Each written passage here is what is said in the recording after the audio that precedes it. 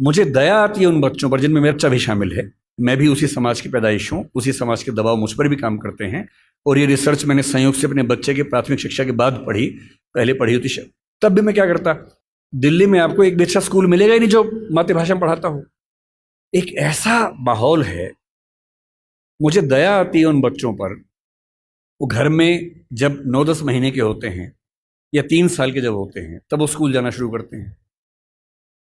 2.5 साल का बच्चा अपनी भाषा में कॉम्प्लेक्स सेंटेंसेस बनाना सीख जाता है अपने आप, बिना एक शब्द भी पढ़े लिखे। आप घरों में देखिए छोटे बच्चों को, अच्छे से वाक्य बोलेंगे। और 2.5 साल का बच्चा तो नए वाक्य बनाने लगता है, वो भी जटिल वाक्य, सरल वाक्य नहीं। उस बच्चे की इतनी गहरी पकड़ एक भाषा में हो चुकी है, एक भी दिन स्कूल नहीं गया है। और इसलिए मातृभाषा का अध्यापन जब स्कूल में होता है, टीचर को पता होता है कि बच्चे को भाषा पहले से आती है, इसे दुरुस्त करना है, सिखाना नहीं है जीरो से। और वो बच्चा बड़े अच्छे मूड से स्कूल गया, उसे मम्मी को टाटा किया, स्कूल जाके पता लगा टाटा नहीं बोलना, बाय बोलना है। उसकी दुनिया खिसक जाती है उसके पैर के नीचे से। वहां उसे पता लगता है कि भिंडी नहीं है, ये लेडी फिंगर है। तुम जो लाए हो आलू नहीं है, पोटैटो है। रोटी नहीं है, ब्रेड है। ठीक है, ब्रेड तो वो होती है नहीं, वो सब ब्रेड्स होती हैं। समोसा है ही नहीं इंग्लिश में, उसको पता लगा कि होता ही नहीं है तो। और वो बेचारा एक अजीब सी कश्मकश में है। उसे अपनी भाषा में सीखना था कि जीरो क्या होता है, संख्या क्या होती है, एक क्या होता है। उसे अपनी भाषा में सीखना था कि सरकार क्या होती है, दुनिया क्या होती है, चलती कैसे है। उसे सीखना पड़ रहा है कि पहले ये समझो कि दुनिया नहीं वर्ल्ड होता है। अब उसकी आधी से ज्यादा ऊर्जा वर्ल्ड पे अटकी हुई है और बाकी बची खुची ऊर्जा से वो समझ रहा है कि वर्ल्ड होता क्या है। उसकी आधी ऊर्जा लग गई नंबर, शब्द याद करने में, न कि ये समझने में कि संख्या क्या होती है, नंबर क्या होता है।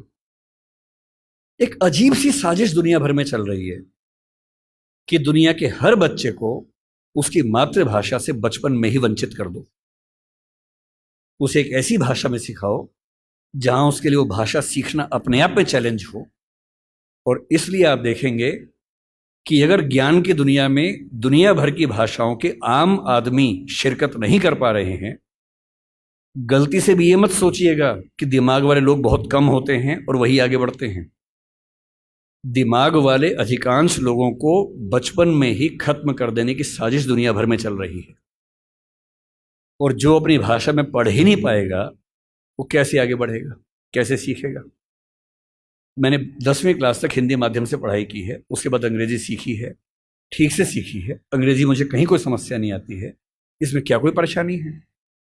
मैं आज भी अपनी भाषा में गीत सुनने में ज़्यादा खुश होता हूँ। मुझे फिल्म देखनी मैं हिंदी में पसंद करता हूँ, नाटक देखना हो हिंदी पसंद करता हूँ, मजाक करना हो हिंदी में पसंद करता हूँ, पढ़ना हो कोई ऐसा विषय जो हिंदी में नहीं है तो इंग्लिश में पढ़ता हूँ, इसमें क्या परेशानी है। लेकिन मुझे कोई बचपन से ही मजबूर करे कि मुझे दूसरी भाषा में, संयोग से अंग्रेजी है, फ्रेंच भी हो सकती थी, पुर्तगाली भी हो सकती थी, जो जीत जाता उसकी भाषा ढो रहे होते। ज्ञान विज्ञान की दुनिया में मेरा निजी विश्वास है इस वर्चस्व को तोड़ना बहुत जरूरी है। हम हिंदी में हजारों शब्द क्रिएट नहीं कर पाएंगे 2 दिन में, सही बात है, मुश्किल है। और हमें इतना शुद्धतावादी या प्यूरिटन होने की जरूरत नहीं है कि हम सारे शब्द अपने ही गढ़ेंगे। हम तो इंटरनेट को अंतर्जाल ही बोलेंगे, हम कंप्यूटर को संगणक ही बोलेंगे, तो आप अकेले ही बोलते रहेंगे, कोई पूछेगा नहीं आपको। जो शब्द अंग्रेजी के प्रसिद्ध हो गए उनको मान लीजिए। जापानी भाषा का शब्द है रिक्शा, आप रोज रिक्शा में घूमते हैं, कभी आपने कहा कि रिक्शा को मैं नरयान बोलूंगा? कई लोग बोलते हैं नरयान, कि मनुष्य द्वारा चलने वाला एक विमान या वाहन। क्या बकवास है। अरे जो शब्द जिस भाषा से आया, प्रसिद्ध हो गया, अपना लीजिए उस शब्द को। और उसके बाद भाषा में असली समस्या शब्द नहीं होती है। भाषा विज्ञान में एक होता है जिसको मॉर्फोलॉजी कहते हैं, एक सिमेंटोलॉजी होता है, लेकिन जो सबसे महत्वपूर्ण स्ट्रक्चर है सिंटेक्स है। सिंटेक्स का मतलब है वाक्य का निर्माण कैसे होता है, शब्दों का क्रम कैसे तय होता है। किसी नई भाषा को सीखने में सबसे बड़ी मुश्किल आती है सिंटेक्स सीखने में। आप हिंदी भाषा के सिंटेक्स में अंग्रेजी के शब्दों को शामिल कर लेंगे, रत्ती भर समस्या नहीं आएगी। और इसलिए जिसको हम कहते हैं कि अंग्रेजी माध्यम है और हिंदी माध्यम है, कहने की बातें हैं। मैं अंग्रेजी माध्यम में बच्चों को खूब पढ़ाता हूँ, 8-8 घंटे दिन में पढ़ाता हूँ, और वहाँ भी देखता हूँ कि जैसे कोई मुश्किल कंसेप्ट आता है, जब तक अंग्रेजी में पढ़ाने के बाद हिंदी में भी ना समझा दूँ, उनके चेहरे पर 12 बजे रहते हैं, क्योंकि वो हिंदी भाषी समाज के बचपन से लगातार हिंदी बोलने समझने वाले और अंग्रेजी माध्यम लेके एक ज्ञान की भाषा के तौर पर अंग्रेजी पढ़ने वाले व्यक्ति हैं। हंसी मजाक हिंदी में हो तो ठहाके मार के हंसते हैं, इंग्लिश में हो एक आध हंसता है, बाकी इसलिए हंसते हैं कि हंसने की बात थी तो हम भी हंस लेते हैं। नहीं बात बनती। मन की भाषा, आत्मा की भाषा अलग भाषा होती है, ज्ञान की भाषा अलग भाषा होती है, इसमें कहां कोई दिक्कत है। और इसलिए मैं आपसे कहना चाहता हूं कि ज्ञान विज्ञान की भाषा के तौर पर, व्यवसाय की भाषा के तौर पर जबरदस्ती एक वर्चस्व का दौर चल रहा है जो खत्म होना चाहिए। मुझे खुशी है कि हमारी वर्तमान सरकार इस मामले में, मैं किसी राजनीतिक दल से ताल्लुक नहीं रखता हूं, मुझे ना सरकार का समर्थक माना जाए ना विरोधी माना जाए, क्योंकि मैं सच में दूरी बना के रखता हूं, बहुत दूर बना के रखता हूं। मैं मुद्दों पर तारीफ करता हूं, मुद्दों पर आलोचना करता हूं। भाषा के मामले में वर्तमान सरकार बेहतर काम कर रही है, ये सही बात है। कई स्तरों पर हमने देखा है। मेडिकल साइंस मध्य प्रदेश से शुरू हुआ, एक ही साल में एमपी में, यूपी में, उत्तराखंड में शुरू भी हो गया।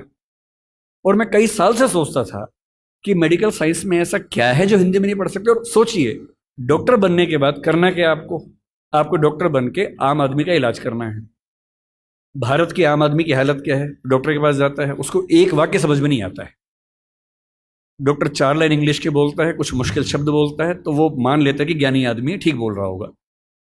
उसे अपनी हेल्थ के बारे में एक वाक्य ठीक से समझ में नहीं आता है। किसी विकसित देश में चले जाइए, डॉक्टर की जिम्मेदारी होती है कि जब तक मरीज सारी बातों को ठीक से न समझ ले तब तक इलाज शुरू नहीं कर सकता है। हमारे देश में भाषा का अंतर ऐसा है कि मरीज अपनी बीमारी को ठीक से कभी समझ ही नहीं पाता है। ऑपरेशन तक की सहमति ले लेते हैं अंग्रेजी बोल के, वो समझ नहीं पा रहा होता, हाँ तो हो गया, साइन कर, हाँ साइन कर दिया। उसमें क्या लिखा हुआ है कि तुम्हारा ऑपरेशन करेंगे, तुम मर भी सकते हो, मर गए तो तुम्हारी जिम्मेदारी है। कुछ पता ही नहीं उस बेचारे को। क्यों भारत का हर डॉक्टर, तमिलनाडु का डॉक्टर तमिल में क्यों ना बात करे पेशेंट के साथ, कर्नाटक का डॉक्टर कन्नड़ में बात करे, हिंदी का डॉक्टर हिंदी में बात करे, और अंग्रेजी मातृभाषा वाले जो 2,70,000 लोग हैं उनके लिए कुछ डॉक्टर इंग्लिश वाले रख लीजिए। डॉक्टर की भाषा तो समाज की भाषा होनी चाहिए, यही कानून के साथ है। हमारी जुडिशरी इतना जबरदस्त जुडिशियल फ्रीडम, जुडिशियल इंडिपेंडेंस, संविधान का मूल ढांचा है, सब बातें बढ़िया हैं। पर जिस देश की आबादी में 2,70,000 लोग अंग्रेजी मातृभाषा वाले हों, उस देश का सुप्रीम कोर्ट सारे निर्णय अंग्रेजी में ही देगा, ये कहाँ का लोकतंत्र है? यहाँ आपका जो जुडिशियल इंडिपेंडेंस है या जुडिशियल रिस्पॉन्सिबिलिटी है वो कहाँ चली जाती है? उस समय आपके सुप्रीम कोर्ट में मधु लिमये नाम के व्यक्ति जिद करते हैं कि मैं हिंदी में अपनी बात रखूंगा, आप उनको परमिशन देने के बाद नकार देते हैं कि हमसे गलती हो गई, ऐसा नहीं कर सकते हैं। मेरे देश में, मेरे सुप्रीम कोर्ट में अपनी भाषा में आप बोल भी नहीं सकते। आप 28 राज्यों में से केवल 4 राज्यों में हिंदी में हाई कोर्ट में बात करने की परमिशन देते हैं। पर लोकतंत्र का मतलब क्या होता है? कुछ गिने चुने एलिट्स के हिसाब से जनता अपनी भाषा बदलेगी या जनता की भाषा से प्रशासक भाषा बदलेंगे अपनी? अगर लोकतंत्र है तो लोकतंत्र में जनता की भाषा ही केंद्र में होनी चाहिए, कोई और भाषा केंद्र में कैसे हो सकती है? पर हम लोग इतने आदी हो चुके हैं, हम स्लेव मेंटेलिटी के इतने अभ्यस्त हो चुके हैं कि हम ये प्रश्न कभी नहीं करते। हमारे सुप्रीम कोर्ट के चीफ जस्टिस या कोई जज हिंदी में क्यों नहीं बात कर पाते? और नहीं कर पाते, मैं फिर बार बार कह रहा हूँ, मामला सिर्फ हिंदी का नहीं। मेरी इच्छा है कि सुप्रीम कोर्ट के बहुत सारे जजेस में कुछ को तमिल ठीक से आती हो, कुछ को तेलुगु अच्छे से आती हो, कुछ को मराठी आती हो, कईयों को हिंदी आती हो। और बेंच का फैसला करते हुए ये भी एक पॉइंट ध्यान में रखा जाए कि मामला कहाँ का है और उस मामले में ऐसे जज को प्राथमिकता मिले जो उस भाषा को जानता हो, ताकि केस मेरा है, मुझे हिंदी आती है, मेरा वकील अंग्रेजी में कुछ कुछ बोला, जज ने कुछ कुछ बोला, फैसला हो गया, मुझे पता ही नहीं कि क्या हुआ, और इतने में पुलिस आके मुझे ले गई और मैं परेशान हूं कि हुआ क्या।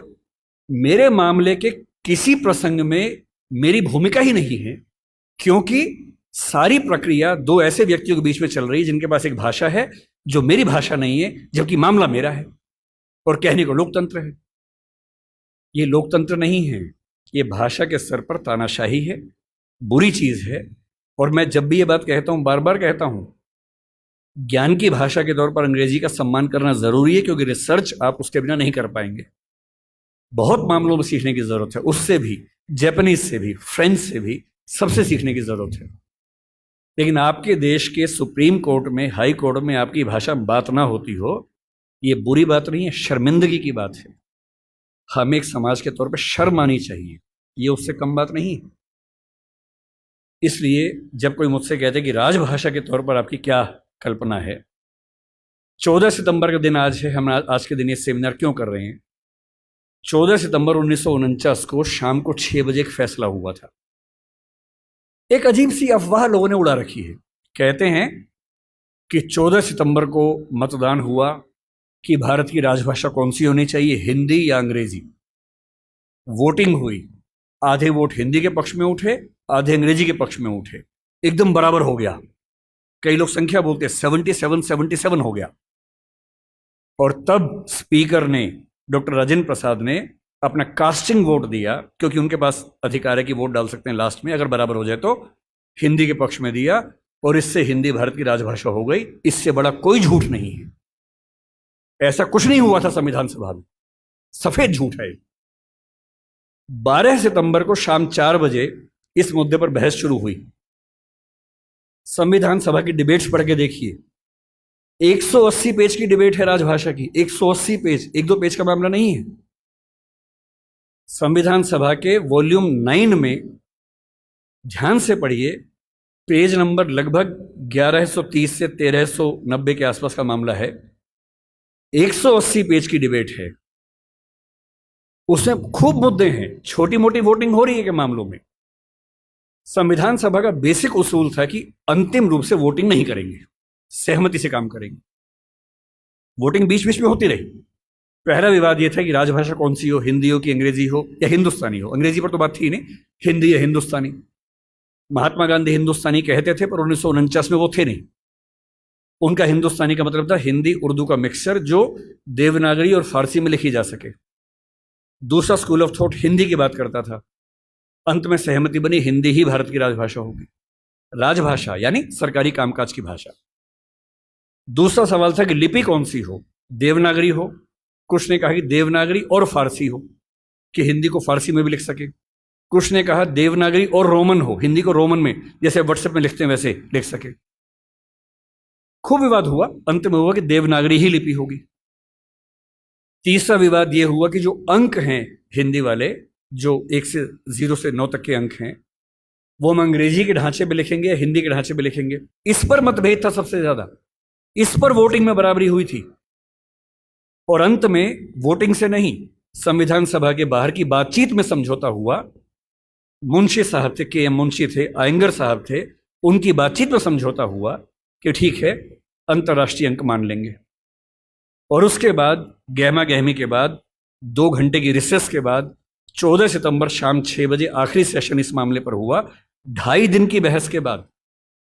और तब ध्वनि मत से, बिना किसी वोटिंग के प्रस्ताव पारित हुआ कि हिंदी भारत की राजभाषा होगी, देवनागरी उसकी लिपि होगी, और अंकों का अंतर्राष्ट्रीय स्वरूप उसका स्वरूप होगा। इस झूठ को मन से निकाल दीजिए। ये झूठ मैंने भी 1000 बार सुना था अपने अध्ययन के दौरान, हमारे अध्यापकों को भी ऐसा लगता था, मुझे भी ऐसा लगता रहा कई साल तक। संविधान सभा की डिबेट्स बढ़ी तब समझ में आया कि ये भ्रांति है, ऐसा कुछ नहीं हुआ था। पूरी सहमति के साथ भारत की राजभाषा हिंदी बनी थी 14 सितंबर को, और इसलिए आज के दिन को हम लोग हिंदी दिवस मानते हैं। और क्यों ना बनती, आप सोचिए क्यों ना बनती।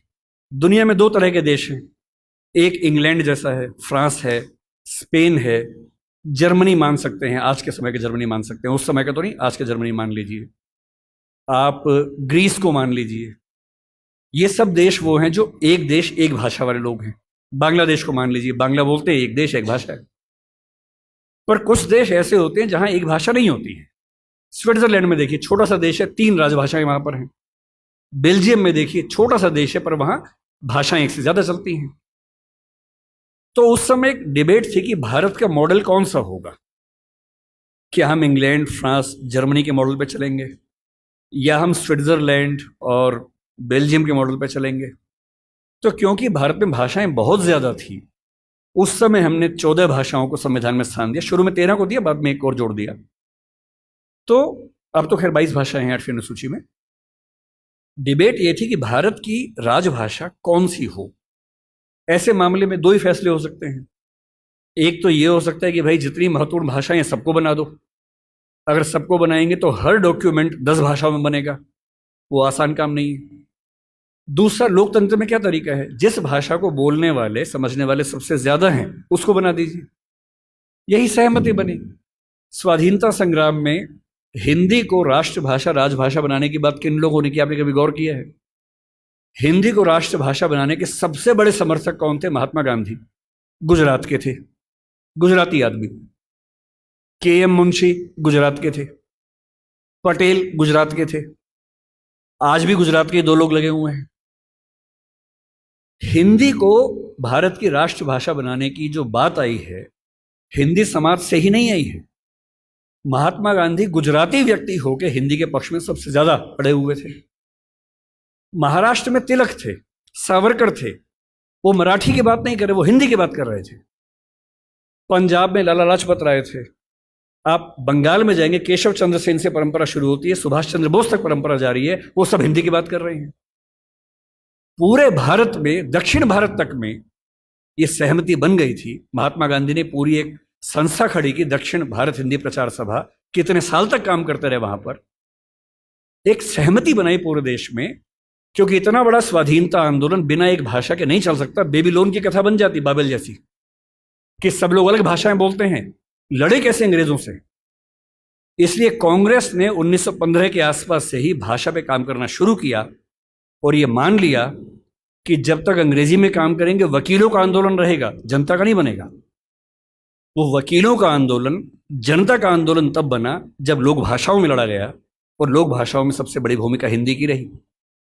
आज अगर कोई मुझसे पूछे कि भारत में कौन सी राजभाषा या संपर्क भाषा बन सकती है, आप डेटा देखिए, सेंसस को देखिए। हिंदी बोलने वालों की कुल संख्या पहली, दूसरी, तीसरी भाषा के तौर पर भारत में कितनी है इस समय? 69 करोड़ है 2011 के सेंसस में। 57% ऑफ पॉपुलेशन भारत की, first, second, third. First language में 43.6% है, तीनों मिला लें 57%, 69 करोड़ संख्या है। क्यों है? 10 राज्य हिंदी भाषा वाले हैं। फिर वो सारे राज्य जो संस्कृत से ही बने हैं, वो हमारे ननिहाल के हैं। इसलिए आप महाराष्ट्र जाएंगे, क्योंकि मराठी संस्कृत से बनी है, आपको मराठी हिंदी में दिक्कत नहीं आती, क्योंकि दोनों की रूट सेम है। यही गुजराती में है, यही पंजाबी में है, यही सिंधी में है, यही असमिया में है, यही ओडिया में है, यही बांग्ला में है। ये सातों राज्यों की भाषाएं संस्कृत के रूट से बनी हुई है, इसलिए हमारी रूट सेम होने से दिक्कत नहीं आती है। केवल दक्षिण भारत की चार भाषाएं मुख्य रूप से, और उत्तर पूर्व की, असम की आगे की भाषाएं। उत्तर पूर्व में भी आप अरुणाचल प्रदेश जाइए, हिंदी में कहीं कोई दिक्कत नहीं है। अरुणाचल प्रदेश में बड़ा आश्चर्य की बात है कि हिंदी सब बोलते हैं। अंडमान निकोबार जाइए, हिंदी सब बोलते हैं, वहां पर कहीं कोई समस्या नहीं। हैदराबाद में हैदराबादी हिंदी चलती है। मुंबई मराठी क्षेत्र होकर हिंदी का गढ़ बना हुआ है। और जो दक्षिण के 4 राज्य हैं उनमें भी, क्योंकि 10वीं क्लास तक हिंदी आमतौर पर स्कूल में पढ़ाई जाती है, तमिलनाडु में कुछ गांवों को छोड़ देंगे, मैं पूरा भारत ठीक से घुमा हुआ है, और मुझे आज तक हिंदी से काम चलाने में दिक्कत नहीं आई। 69 करोड़ की आबादी, 121 करोड़ में से आज 145 करोड़ हैं। ये संख्या मिनिमम आप मान के चलिए कि 75 करोड़ के आसपास होने वाली, 80 करोड़ होने वाली है। इस 69 करोड़, अगर मैं 2011 की बात मान लूं, तो तुलना में कौन है? नंबर 2 पर कौन आता है? बांग्ला। हिंदी में कितना है? 57% है। बांग्ला में कितना है? 9% है। आप किसे बनाएंगे राजभाषा भारत की? संपर्क भाषा किसे बनाएंगे? 57% के बाद सीधा 9% है। नंबर 3 पे मराठी आती है, अभी आ गई है। पहले नंबर 3 पे तेलुगु थी, अब मराठी आ गई है। कितना है? 8.7% है। नंबर 4 पर तेलुगु है, 8% के आसपास है। यानी एक भाषा बोलने वाले 57% हैं, नंबर 2 वाले 9, 8.7, 8, 6, 4, 3। क्या लोकतांत्रिक तरीके से कोई कंपटीशन बनता है किसी तरह का? और संपर्क भाषा संविधान लिखे या ना लिखे, संविधान में लिखा भी नहीं है। संविधान में कहीं नहीं लिखा कि भारत की संपर्क भाषा कौन सी है, ना लिखा है भारत की राष्ट्रभाषा कौन सी है, केवल लिखा है भारत की राजभाषा कौन सी है। 14 सितंबर को हुआ था, उस समय आर्टिकल 301 था, लेकिन जब संविधान फाइनल हुआ तो आर्टिकल 343 से 351 तक का हिस्सा जो अंतिम प्रारूप संविधान का बना उसमें राजभाषा का है। भाग 17 है, जो प्रारूप में भाग 14 था। इसलिए हमें डरने की जरूरत नहीं है। हम स्वाभाविक तौर पर भारत के भाषा के डेमोग्राफी के नक्शे में सबसे बुलंद आवाज हैं, तो हमारी आवाज की पहचान होनी चाहिए। हमें खौफ किस बात का होना चाहिए? क्यों मिरांडा बनने की जरूरत है भाई? अपने धौस में रहिए, आत्मविश्वास से भर के रहिए।